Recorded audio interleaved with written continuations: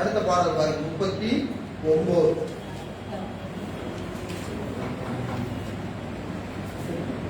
இப்போ இவ்வளவு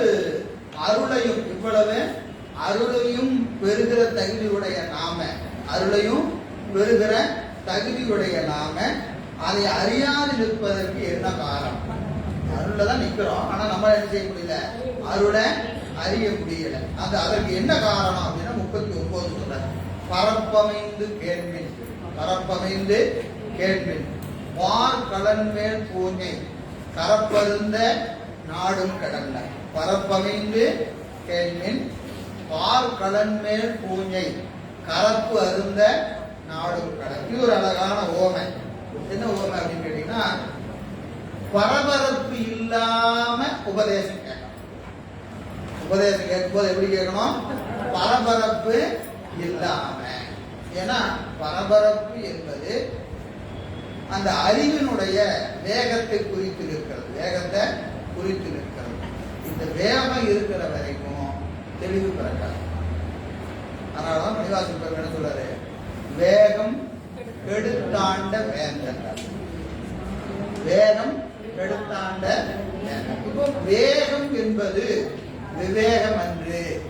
வேகம் என்பது விவேகம் அன்று. காரணம், நம்ம நினைச்சுக்குவோம் வேகமா செஞ்சா நிறைய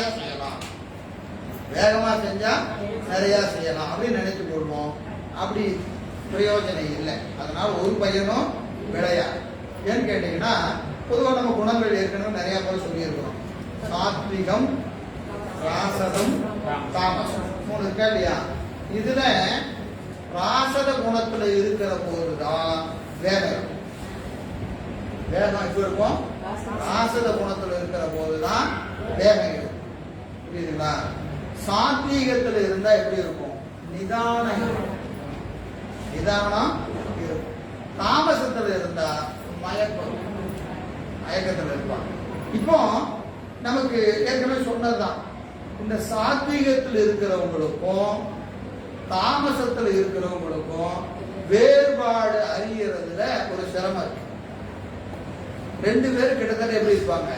நிதானமா இருப்பாங்க. புரியுதுங்களா? நிதானமா இருப்பாங்க. யாரு?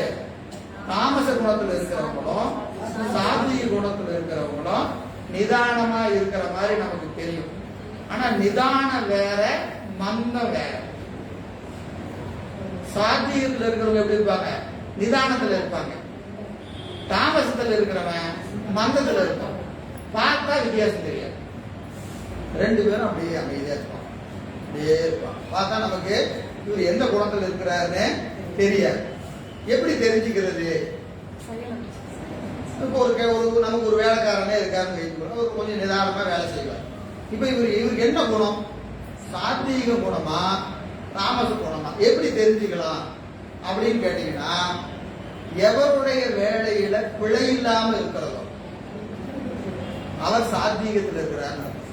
வேலை செய்வாரு, நிதானமா செய்வாரு, தப்பு இல்லாம செய்வார்.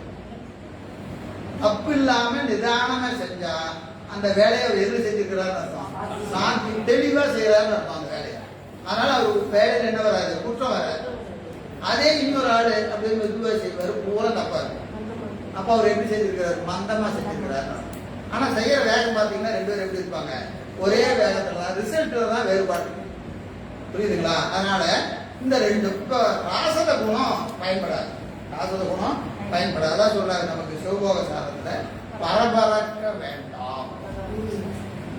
பரபரக்க பழகாலும் சொன்னேன், மனமே பரபர கண்டு ஆராய், ஒருவருக்கும் தீங்கு நினையாதே, செய் நின்று குன்றாதே மனமே, ஏங்கி இழையாது இருங்கள். இது வேணும் அது வேணும்னு அருள்ல வந்தாலும் நமக்கு என்ன இருக்கு? அருள்லையும் பரபரப்பு. என்ன பரபரப்பு? 6 மாசம் வந்தா ஞான சம்பந்தருக்கு கொடுத்தது பூரா நமக்கு கொடுப்போம். கேட்டுட்டு வந்த உடனே நமக்கு பெரிய புராணம் கேட்ட உடனே நம்ம சேக்கலார் மாதிரி ஒரு நினைப்பு. திருவாசகம் படிச்சுட்டு வந்த உடனே மணிவாசக பெருமான் மாதிரி நமக்கு ஒரு உணர்வு. ஏன்னா நமக்கு என்ன இருக்கு? பரபரப்பு. கேட்ட உடனே அப்படியே ஆயிரணும் அப்படின்னு 1/2 மணி நேரத்துல பார்த்தாதான் தெரியும் எது அப்படியே மாறி நிற்போம், இந்த பக்கத்துல நிற்போம். இதுதான் நம்ம இயல்பு. இது அங்க பார்த்துட்டு வந்தது கேட்டுட்டு வந்ததுல கொஞ்ச நேரத்துக்கு அப்படியே எப்படி இருக்கும், அப்படியே ஆமா அந்த வைப்ரேஷன் கொஞ்ச நேரத்துக்கு இருக்கும். அப்படியே நேரம் ஆக ஒரு சில பேருக்கு அரை மணி நேரம், சில பேருக்கு ஒரு 2 மணி நேரம் ஆச்சுன்னா என்ன ஆயிடும், அப்படியே அந்த உண்மை இயல்பு வரும். அப்பதான் தெரியும், ஓ நம்ம இல்லையா அந்த மணிவாசத்துக்கு, நம்ம இல்லையா அந்த சேக்கிழார் இருப்பான் அப்படிங்கறதெல்லாம் ஒரு அரை மணி நேரம் 2 மணி நேரம் ஆனதுக்கு அப்புறம் தான் தெரியும் இல்லைங்களா. காரணம் அது அந்த சாதலின் வண்ணமாக, சாதலின் வண்ணமாக. அப்ப சார்ந்து நிற்கிற போது அந்த தன்மை நம்மகிட்ட இருக்கும். வெளியே வந்த உடனே நம்ம இயல்பு வந்துடும், நம்ம இயல்பு நமக்கு வந்துடும். அதனால பரபரப்பு இல்லாம இருக்கணும், பரபரப்பு இல்லாம இருக்கணும். ரொம்ப அழகா சொல்றாரு நம்முடைய தேவாரத்திலேயே, ஒள்ளையாரி உள்ளம் ஒன்றி கள்ளம் ஒளிந்து வெய்ய சொல்லையாரி தூய்மை செய்து காமவினை அகற்றி நல்லவாறே உந்தன் நாமம் நாவெனில் நவிற்று உய்ந்தேன். வல்லவாறு உந்தன் நாமம் நாவெனில் நவிற்று உய்ந்தேன். அப்போ நாமத்தை சொல்லு, நாமத்தை சொல்லணும். எப்படி சொல்லணும் வரிசையா சொல்றாரு. எப்படி சொல்றாரு முதல்ல, ஒல்லை ஆரி. ஒல்லை என்பதற்கு வேகம்னு பேர். ஒல்லைனா இறைவன் வைத்திருக்கிற விடைக்கு என்ன விடை, ஒல்லை விடை. ஒல்லை விடை அப்படின்னா வேகமா வர விடை. அவர் வர விடை வேகமா வரலாம், நம்ம மனசு வேகமா இருக்கக்கூடாது. நம்ம மனசு எப்படி இருக்கணும், நிதானமா இருக்கணும். ஒல்லை ஆரி வேகம் இருந்தால் உள்ள ஒன்றாது.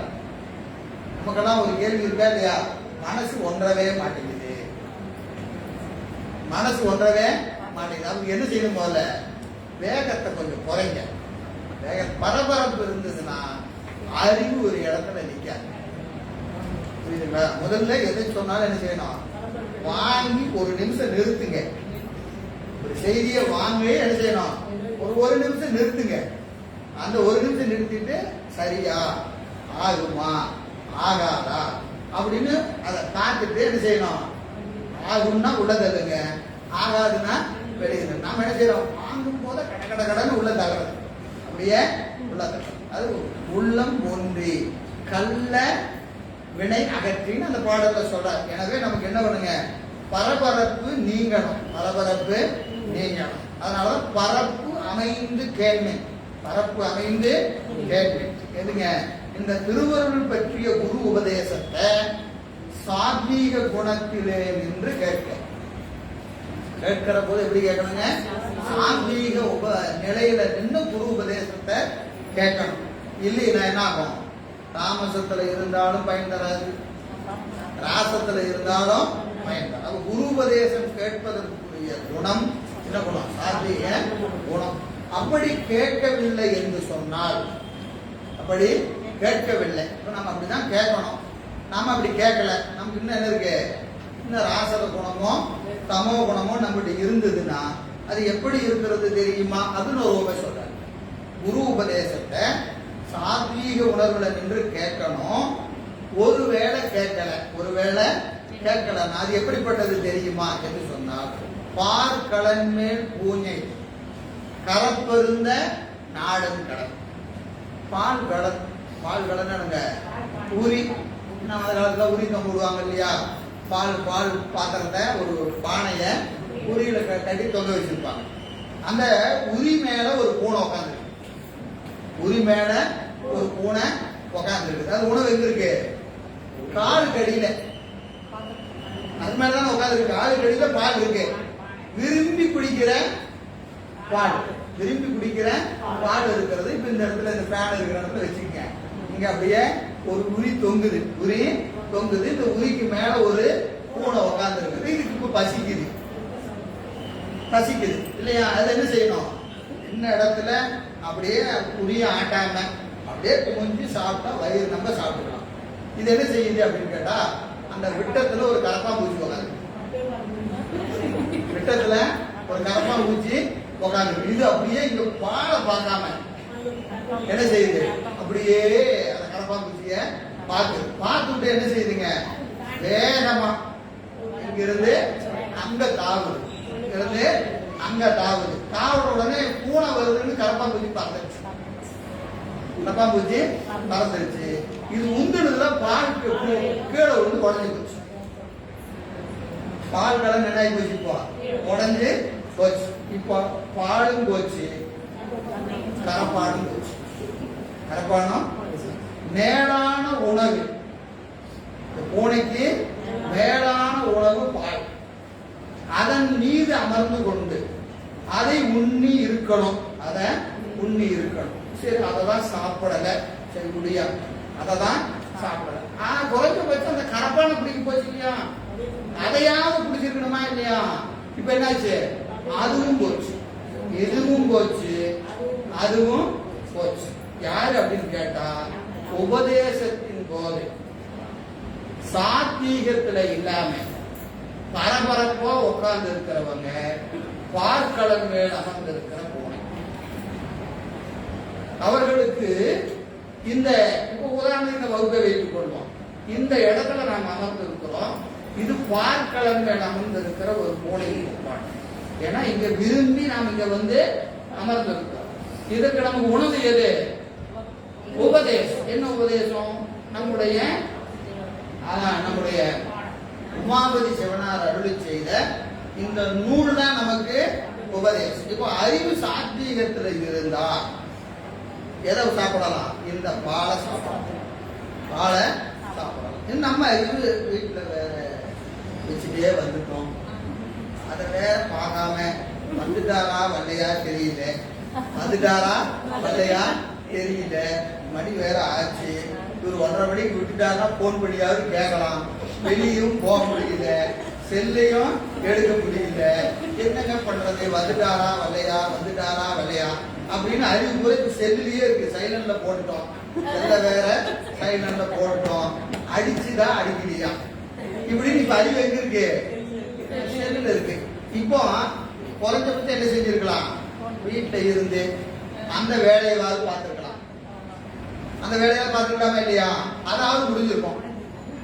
அது போச்சு. இப்ப இங்க வந்து உட்கார்ந்ததுனால அது போச்சு. சரி, இங்கதான் உட்காந்திய, இதையாவது கேட்டையா அப்படின்னு கேட்டா, நம்ம இங்க உட்காந்துட்டு செல்போன் அடிச்சுதா அடிக்கலையா அடிக்கல, காதுல சொல்றது குழுவுல, காதுல சொல்றதே குழுவுல. பாலும் போச்சு, கரப்பான் போச்சு. பாலும் போச்சு, கரப்பான் போச்சு இல்லைங்களா? அது எது? அப்ப நம்ம தான் சொல்ற உபதேசம் கேட்கிற போது பரபரப்பு இல்லாம நிதானமா சொல்வதை வாங்கி உள்ள போடணும்.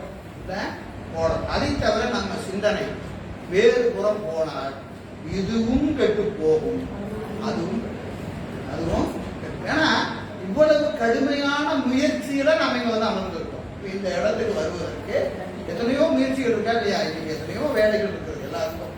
ஒரு நாடு ஏதோ உலகாயுதம் சார்ந்தோ அருள் சார்ந்தோ ஏதாவது ஒரு பணி நமக்கு இருக்கிறது. அதையெல்லாம் விட்டுட்டு அதெல்லாம் வேண்டாம், போய் பார்த்துக்கலாம் அப்படின்னு விட்டுட்டு தானே நம்ம இங்க வந்திருக்கிறோம். அப்போ இந்த உரி மீது பூனை எப்படி ஏறி இருப்போம்? கஷ்டப்பட்டு தானே ஏறி இருப்போம் இல்லையா? அது என்ன மேல அவ்வளவு, ஏன்னா கரையில இருக்கிற பானை சொல்லல, அவர் ஏன் உரி மேல சொல்றாரு? இங்க தாவி அங்க தாவி கஷ்டப்பட்டு போய் உரி மேல ஏறி உட்காந்து உண்டா இல்லையா? அப்போ அதை அனுபவிக்கணுமா இல்லையா? அதை அனுபவிக்கல. இப்ப நாமெல்லாம் அதுதான் இங்க வந்தாச்சு, இந்த இடத்துக்கு வந்தும் அந்த பயனை பெறணும். பயனை, உயர்ந்த பயன் எது? இன்னைக்கு இந்த திருவருட் பயன் என்பதுதான் நம்ம உயர்ந்த பயன். இதை பெறணும், இதை பெறணும். இல்லைங்க இன்னைக்கு எனக்கு ரொம்ப சிரமமா இருக்கு, அது வேற அப்படியே கிடைக்குது அப்படின்னு என்ன செஞ்சிருக்கணும்? அங்க இருந்து அதையாவது செஞ்சிருக்கணும். இப்போ அதுவும் போய் இதுவும் போனா இது அறிவுடைமை ஆகாது. அறிவுடைமை அதான் சொல்ற பரப்பமைந்து கேள்மின் பார்க்கலன் மேல் பூஞ்சை. பூஞ்சை என்பது பூனை. பூனைக்கு பூஞ்சை என்று அந்த சொல் கொடுத்திருப்பாரு. அது என்னதுங்க? கரப்பு அருந்த நாடும் கடல். கரப்புனா அந்த கரப்பாம்பூச்சி. அதை அருந்துவதற்கு நாடியது போல வேகமா ஓடி என்ன செஞ்சது? இதுவும் போச்சு, அதுவும் போச்சு என்று அதை அடுத்த பாடல் பாருங்க 40.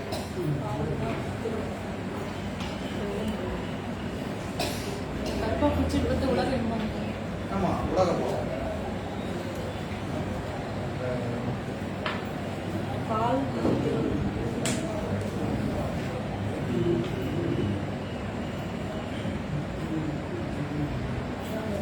40 இற்றை வரை இயங்கும் ஏதும் பழக்கம் இல்லாத வெற்றியிற்கு வீடு. இப்போ அந்த பார்க்கலன் மேல் பூஞ்சைன்னு சொன்னாரா இல்லையா? சொல்லிட்டு ஒரு வேலைங்க குரு உபதேசத்தை கேட்கல, குரு உபதேசத்தை கேட்கல, என்னங்க இழந்துருவோம்? குரு உபதேசத்தை கேட்கலன்னா நமக்கு என்ன இழப்பு வரும், என்ன இழப்பு வரும் என்று ஒரு மாணவன் கேட்கிறார். வைத்து போட்டுங்க, குரு உபதேசத்தை கேட்கல, வந்துட்டோம், என்னங்க பண்றது? அது அறிவியலுக்கும் அங்கதான் இருக்கு. இதனால நம்ம எதை இழக்கிறோம்? ஏன்னா இழக்கிறது தெரிஞ்சாதான் அப்ப நமக்கு தெரியுமா இல்லையா? இப்ப நம்ம அதை செஞ்சிருக்கலாமா? சொன்னீங்க, போன வகுப்புலயே சொன்னாரு, ஒண்ணு இங்க இருன்னு சொன்னாரு, இல்லைன்னா அங்க இருன்னு சொன்னாரு, நான் அங்கேயே இருந்துக்கிறேங்க அப்படின்னு நமக்கு அறிவு தோணுமா இல்லையா? அதையாவது இப்படியா செய்யறேன் அப்படின்னு நமக்கு தோணுமா இல்லையா? அப்போ அதை நாம அதுதான் முடிவு பண்ணணும்னா இங்க எதை இழக்கிறோம்னு தெரியணுமா இல்லையா? இங்க இழப்பது எதுன்னு தெரியணுமா இல்லையா? அது அடுத்த பாட்டுல சொல்றாரு. இற்றை வரை இயங்கும், இற்றை வரை இயங்கும், அதாவது கேவல